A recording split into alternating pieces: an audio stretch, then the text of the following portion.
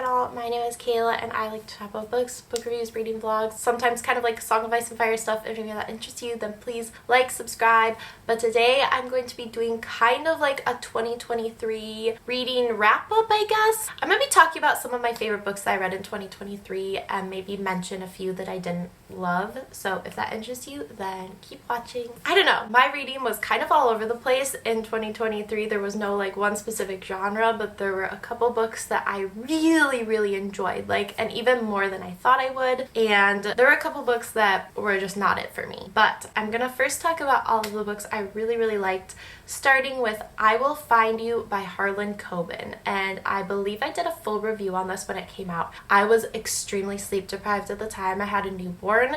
She's a little bit older now, so I'm a little bit like more together. I'm kind of through the worst of it. Yeah, that was a really good read. So I will link my full review somewhere around here. But basically, I feel like this is the first time from Coben. And that's not the first time. I've enjoyed other things by him, but this is absolutely hands down like the best thing I've read by him. I feel like Something as a Parent too maybe like got me with this plot line. There's something so like intense and like visceral about that whole a child be missing, finding your child, thinking they're dead, finding them. Like something about that is just so like it sent chills down me. Such a great premise, and then the writing itself and the whole pace of it and everything felt so much like a 90s like action movie or something. I absolutely adored it.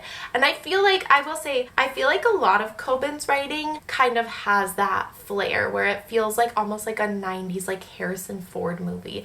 And I mean that in the absolute best way possible. This is one that I would like actually love to see, if done well, if done right, adapted to the screen. It's just like a shame it couldn't be like 20 years ago with Harrison Ford, like 20 or 30 years ago. That would have been perfect. So the next book that I really enjoyed this year was Before the Coffee Gets Cold by Toshikazu Kawaguchi. This is one that I had been wanting to read for a little while, and it's not like a new release from this year or anything like that, but I just really enjoyed it. I thought it was such like a magical read, very much like the magical realism, which is a genre that I sometimes love, sometimes don't, but I mean, I guess honestly, two of the books on this list are magical realism, so maybe I vibe it a little more than I even realized. But yeah, I really enjoyed this read. I didn't do a dedicated review or anything, but basically it follows like four interconnected stories at this coffee shop in Tokyo, and this coffee shop has like this magical ability where people can go back in time. They can travel back in time. The title of the book, Before the Coffee Gets Cold, shows like some of the guidelines of it. So they have to travel back in time in this coffee shop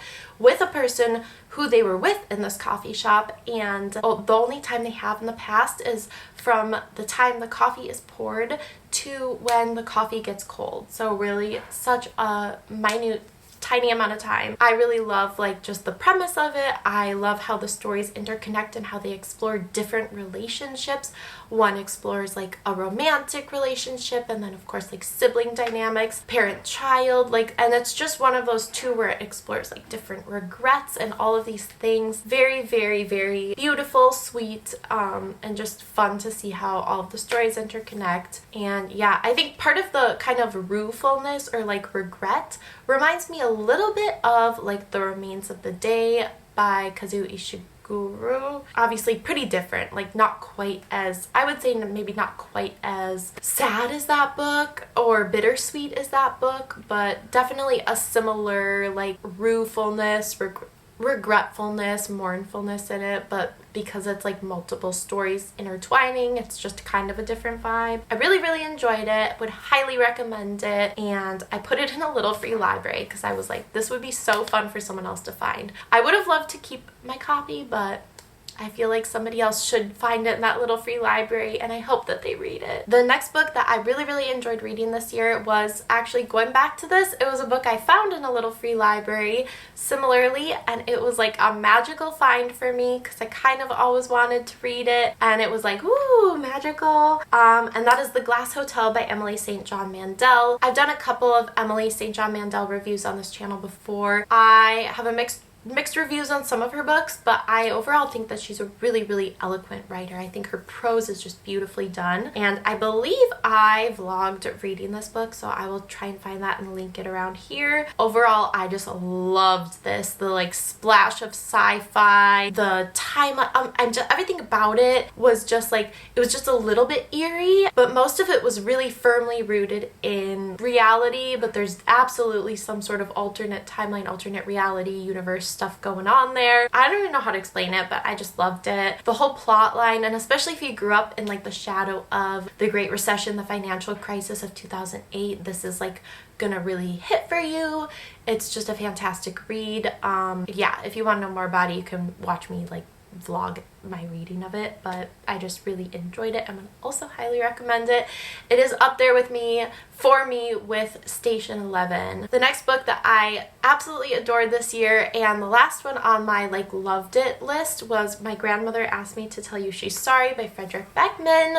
Of course, I love like everything he writes basically. This was no exception. It was just beautifully written. Like I said, this was a little bit more of another magical realism type pick. It's about this little girl whose grandmother gets sick, and they had this really special relationship. They had like this secret kind of world, the land of almost asleep, and it's just a really sweet way. Her grandmother gets sick and actually ends up passing, and leaves her basically these instructions of things to do and people to say she's sorry to and do all of these things.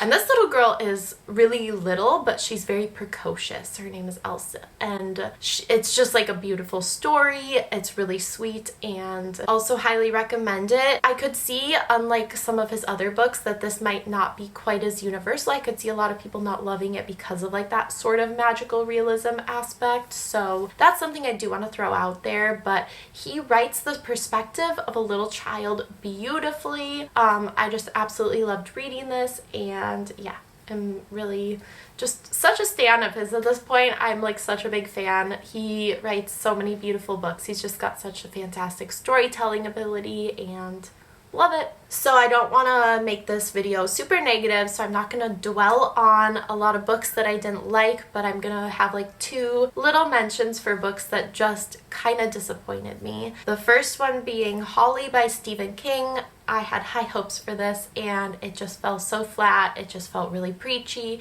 It just was not it, and I did a full review on this. I will link that. It's a little bit of, not quite ranty, but like a little bit ranty, because it was a big disappointment for me personally. The second book that was a little bit of a disappointment was The Nursery by Sylvia Molnar. This book had beautiful writing. It built up the story in such a great way. It built tension and built it the whole book.